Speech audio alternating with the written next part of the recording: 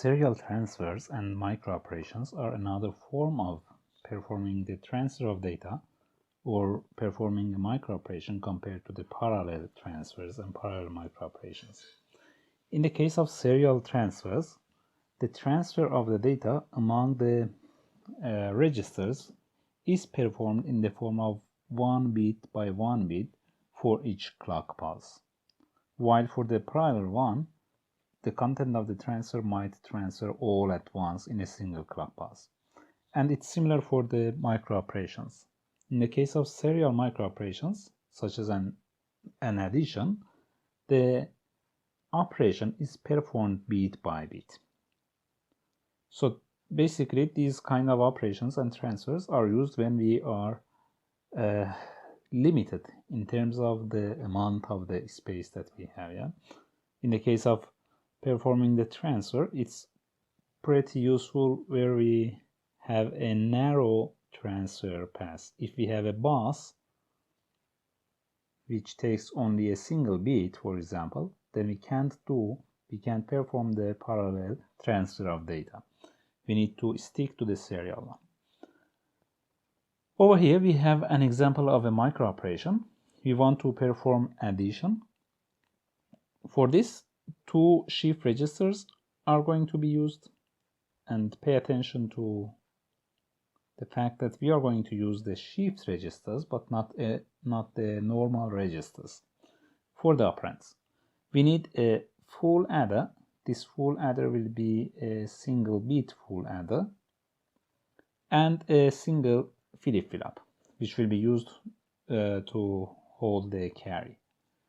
And then we can add 2 numbers serially, and obviously we will start at the least significant bit. In the next slide we will see the schematic diagram for this. However, when we do the serial addition, we have a low cost way to add large numbers because we use only a single bit full adder and a single flip-flop to perform the addition and to store the result of the carry in it. Yeah, the result of the addition could be stored in one of the shift registers in it. The important thing here is that since we perform the operation in a serial way, at each clock pulse, 1 bit of the operation will be performed, and the operation will be performed on a single bit, let's say, and therefore it will take some amount of time, yeah, to perform the whole operation. If you are dealing with 32-bit, for example, words of data, then in order to perform the addition of 2 registers with 32 bits, we would need to have 32 times the length of a clock pulse. While in the case of a parallel addition, this could be done in a single clock pulse. So basically with the serial addition, we will be slower, but we will use less, let's say the cost will be lower, okay? But while for the parallel one, it will be fast, but it will be, let's say, more expensive, yeah, compared to the serial addition. We will see how the serial addition is performed. Other operations could be also performed as well, while in a serial way, let's say. In this slide, you can see how the serial adder is constructed. We have 2 shift registers. We have only 4 bits for each one in this example. We have a single bit full adder. The full adder receives 3 inputs as A, B, and the carry in.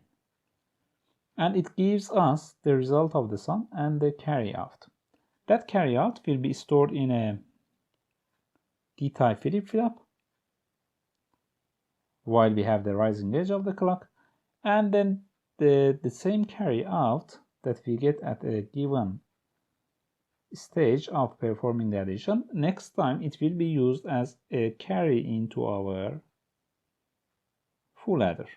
And it should make sense because the carry out that we get from each bit position is used as the carry in for the next bit. So if we, for the next bit position, if we perform this addition, for example, we start at the least significant bit, which is here. 1 plus 1 will give us 0 with a carry out of 1. This carry out of 1 is used as the carry in for the next bit location. So at each rising edge of the clock, the content of the shift registers will be shifted towards the right from the left side. So from here to there. And the outgoing bit will be passed into the full adder. So after 4 clock passes in it, what we will get will be A0 plus B0, which will give us some value, result of the sum. I can call it S0, and then we will have the carry out C0. And initially the carry in, for the first bit, we can say that C0 is equal to 0. And then this C0 will be used, the carry in, yes, C in 0, let's call it. And this one C out 0.